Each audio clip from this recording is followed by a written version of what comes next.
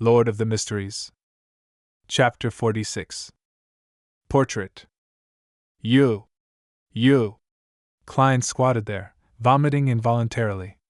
He was soon done with his puking since he did not eat breakfast. At that moment, a tin-colored square flask that looked like a cigar box appeared in front of him. The mouth, which had lost its stopper, emitted a mixture of smells akin to tobacco, disinfectant, and mint leaves. It cleared up Klein's nose and rejuvenated him. The pungent smell continued to linger, but Klein no longer felt nauseous. He soon stopped vomiting. He traced the tiny flask up and saw a pale hand that did not seem to belong to a member of the living. He saw the mouth of a black trench coat's sleeve and saw corpse collector Fry with his cold and dark bearing. "Thank you." Klein recovered completely, and with his hands on his knees he stood back up. Fry nodded without any expression. "It'll be fine once you are used to it." He put back the flask stopper and put it into his pocket, and turned around, walking to the highly decomposed corpse. Without gloves, he began examining the old woman. As for Dunn Smith and Leonard Mitchell, they paced slowly around the room, occasionally touching the table's surface or newspapers. Old Neil pinched his nose and stood outside the door, grumbling in a muffled voice. "Seriously gross. I'm going to request for additional pay this month." Dunn turned his head over and touched the wall beside the chimney with his gloved right hand. While doing so, he asked Klein, "Does this place look familiar?" Klein held his breath and constructed the silver pocket watch in his mind to calm down. With him already in his spirit vision state, he immediately felt different. A scene that came from the deepest recesses of his memories flashed past his eyes. Chimney, rocking chair, table, newspapers, the rusty nails on the door, the tin cans inlaid with silver. The scenes were dark and dull, like a documentary from Earth. However, it was even more blurry and illusory. The scene quickly stacked against what Klein was seeing. The feelings of déjà vu and having been here before presented themselves clearly. An illusory and ethereal scream seemed to pass through invisible walls. "Hornaces! Phlegria!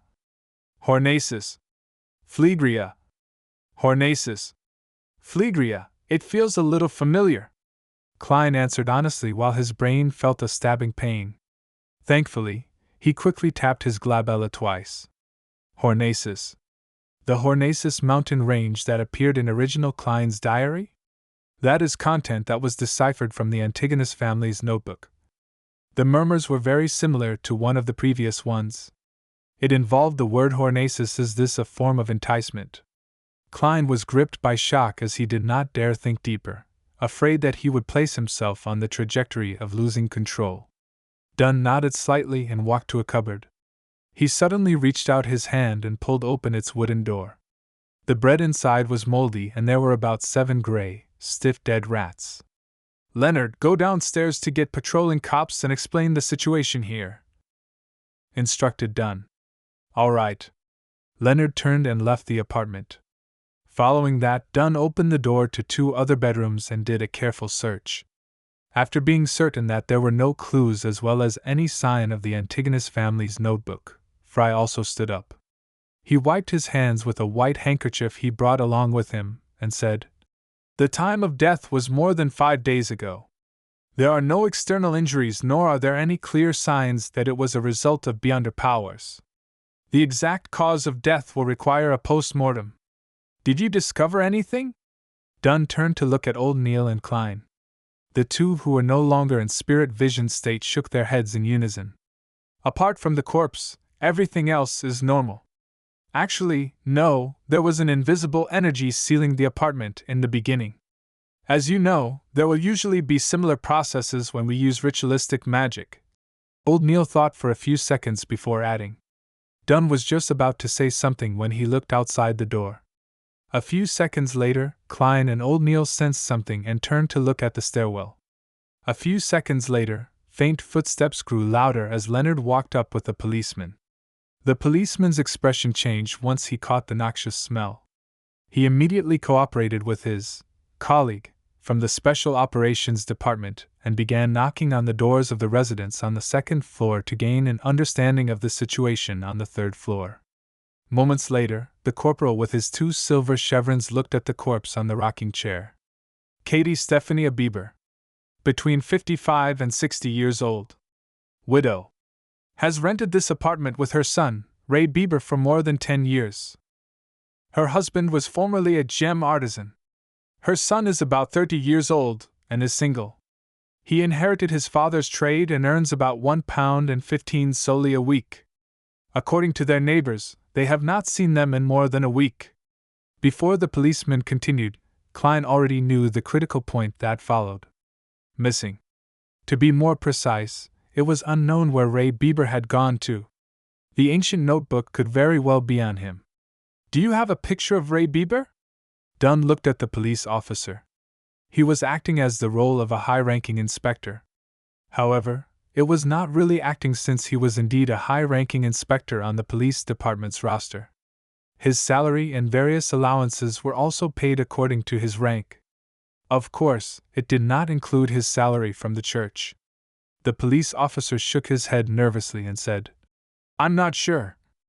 I'll have to return to the station to search for it. It's not typical for us to have pictures of every single person." Got it. Continue questioning the residents on the first floor. Ask them in detail. Dunn gave the order. As he watched the police officer leave, he closed the door and turned to old Neil. "I'll leave the rest to you. If not, we will have to make all the residents sleep and obtain Ray Bieber's looks. Yeah, I don't really trust sketches based on verbal descriptions." Old Neil nodded. He took out a few thumb-sized bottles from a pocket in his black classic robe and scattered the liquids in a particular order. Immediately following that, he pulled out a clump of powder and scattered it in a circle around him. Strangely, a biting smell spread and was not influenced by the nauseating smells in the room. Klein also suddenly noticed that there was an invisible force field around him. It separated him from the environment and everyone else. It was like the room in its previous state. Old Neil half closed his eyes as his lips mumbled a soft and indiscernible incantation. Without being prepared, Klein vaguely heard the words, "Goddess, give me strength, we look forward to the protection of the night." Hum! A sudden wind tore through the windows and blew up the powder. Klein's heart quaked suddenly as he felt goosebumps all over him. He found it difficult to describe. A terrifying smell that made him afraid of looking directly spread rapidly. He was confused as he tensed up, unable to relax. It felt as though he had plunged into a state similar to what one would have after working on a highly advanced mathematical problem. Suddenly, old Neil's eyes opened, his eyes pitch black. He took out a fountain pen from his pocket and began drawing on a piece of scrap paper on the table. He was so fast that his entire body was trembling. Klein focused his gaze and saw a face with recessed eyes and a tall nose bridge rapidly appear. When the natural curly short hair was done, old Neil wrote a single line beneath the portrait. Black hair, deep blue eyes. Left of his mouth is a fully ceramic tooth implant. Pada. The fountain pen in old Neil's hand fell onto the paper as his body convulsed a few times. This is the image of Ray Bieber according to what's left in the room. Old Neil whispered as the color of his eyes restored rapidly. Then, he turned back to his original spot and slowly circled it. The invisible force field that isolated things immediately dissipated in the form of a breeze. Praise the lady. Old Neil tapped his chest in 4 spots, forming the shape of the crimson moon.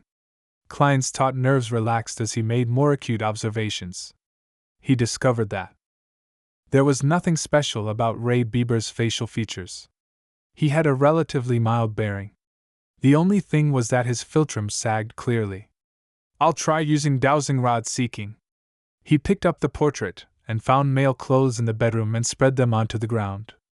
Dunn, Leonard, and old Neil did not stop him as they watched him place the black cane above the clothes and portrait.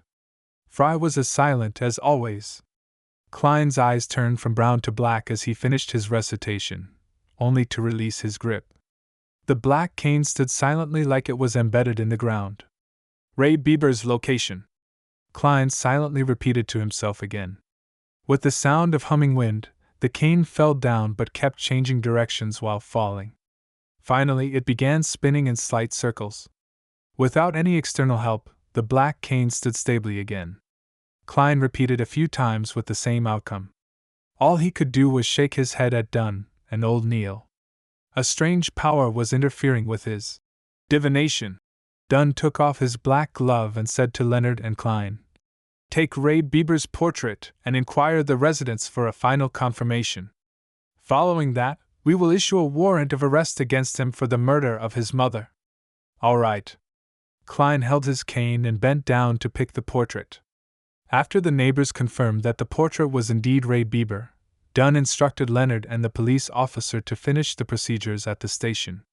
He and Fry headed to a few bars in Tingeon City to seek help via other means.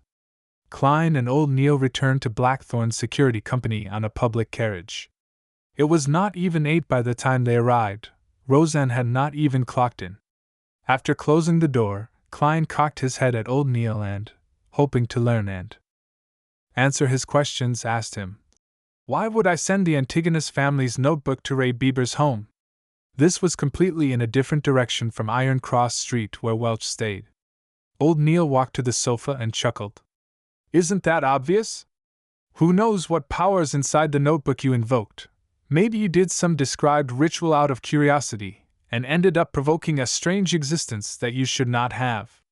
The motive of this existence was to have the notebook sent to Ray Bieber and sever all clues, to prevent anyone from discovering it. Therefore, apart from you who were selected, Welch and Naya committed suicide. Regarding you, to be frank, I still have no idea how you survived. I would like to know too." Klein sat down as well as he deliberately replied with a wry smile. "I've also thought of the guesses you have of the proceedings. However, there's one thing I don't understand. Why did I have to hand the notebook to Ray Bieber?" Old Neil shrugged and said, "Perhaps his life path number 1 matches the requirements, or maybe he's one of the last remaining descendants of the Antigonus family. In short, there are too many possibilities. And why the notebook was sold to Tingeon City would have similar reasons. I believe it's the descendant reason." Klein suddenly felt enlightened before he sighed. "Unfortunately, I did not discover immediately, and Ray Bieber and that notebook have vanished." Old Neil laughed. "This is something that Dunn has to worry about. As for you, it's something good." "Why do you say so?" Klein frowned in puzzlement. 1. A life path number was proposed by Pythagoras, which is established from the date of birth and describes the nature of one's journey through life.